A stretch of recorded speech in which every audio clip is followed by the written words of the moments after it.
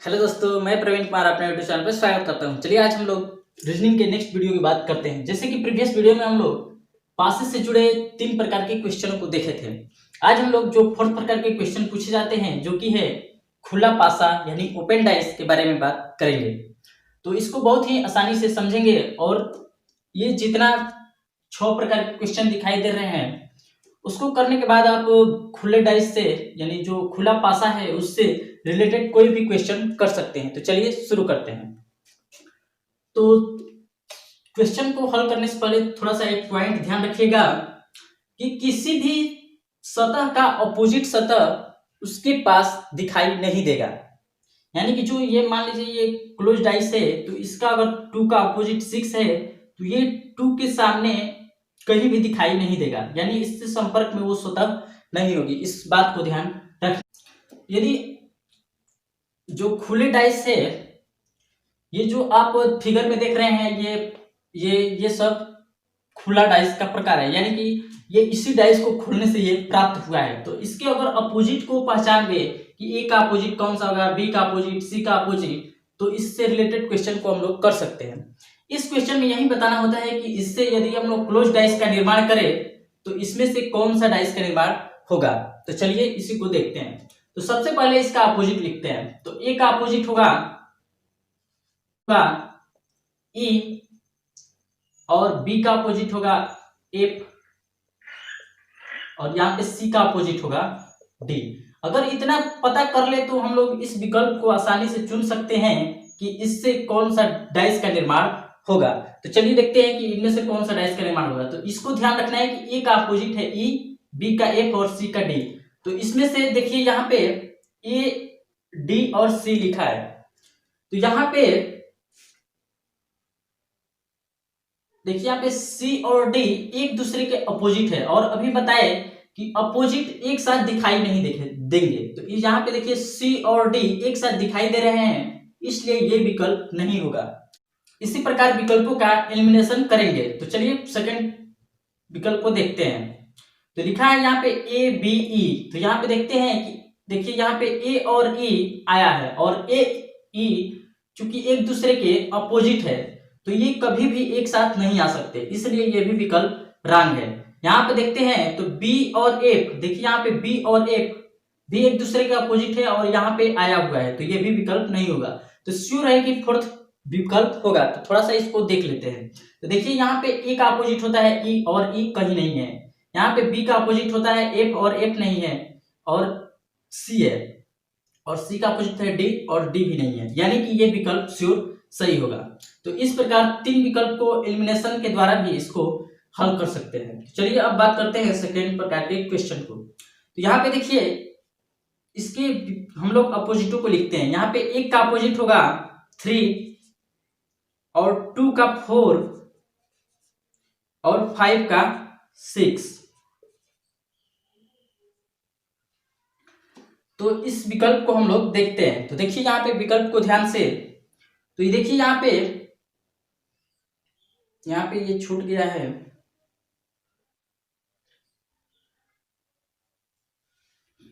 देखिए यहाँ पे 1 और 3, 1 3 चूंकि एक दूसरे के अपोजिट है तो ये कभी भी एक साथ नहीं आ सकते, यानी कि ये विकल्प रॉन्ग है।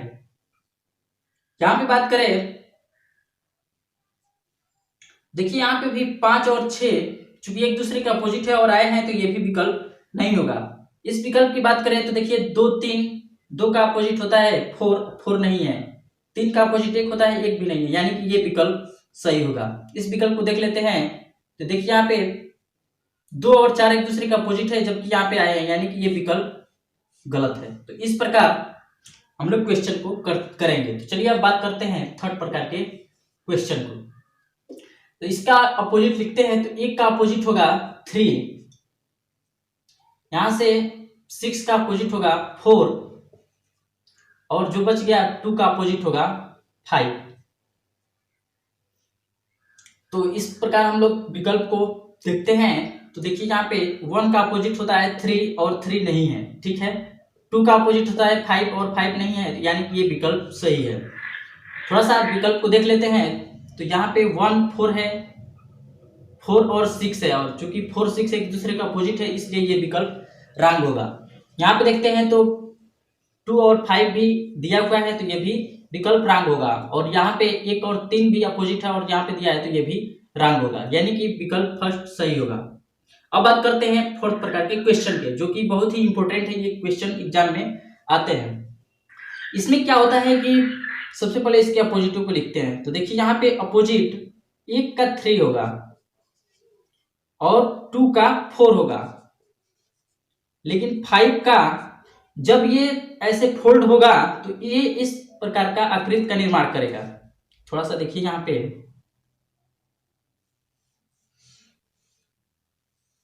जब ये बंद होगा तो ये इस प्रकार का निर्माण करेगा, और यहाँ पे होगा ए बी और सी और डी। लेकिन ये बात ध्यान रखना है कि जब इसको हम लोग लिखेंगे ए बी सी डी जो लिखा हुआ है इसको तो क्लॉकवाइज लिखेंगे, यानी कि ये क्लॉकवाइज, देखिए यहाँ पे ए बी सी डी ये क्लॉकवाइज है, इसको इस प्रकार भी लिख सकते हैं, इसको थोड़ा ध्यान दीजिएगा। इसको हम लोग ए को यहाँ है तो ए यहाँ भी लिख सकते हैं, लेकिन ये क्लॉकवाइज ही लिखा जाएगा, इसको इस प्रकार नहीं लिख सकते हैं। यहाँ पे देखिए अगर इसको इस प्रकार से लिखने की कोशिश करें ए और बी को यहाँ सी और डी, तो देखिए इसका दिशा हो गया एंटी क्लॉकवाइज, जिससे ये गलत हो जाएगा। यानी कि इसको क्लॉकवाइज किधर भी लिख सकते हैं, ए को यहाँ भी लिख सकते हैं, यहाँ भी, यानी लेकिन क्लॉकवाइज होना चाहिए, ए बी सी और डी क्लॉकवाइज होना चाहिए, और 5 का अपोजिट यही हो जाएगा। तो इसको देखते हैं, तो देखिए यहाँ पे 4 और 5 दिया है, तो 4 और 5 एक दूसरे का अपोजिट नहीं है तो ठीक है, और यहाँ पे ए बी सी डी दिया है और A B C D clockwise लिखा हुआ है, यानी कि ये विकल्प सही है।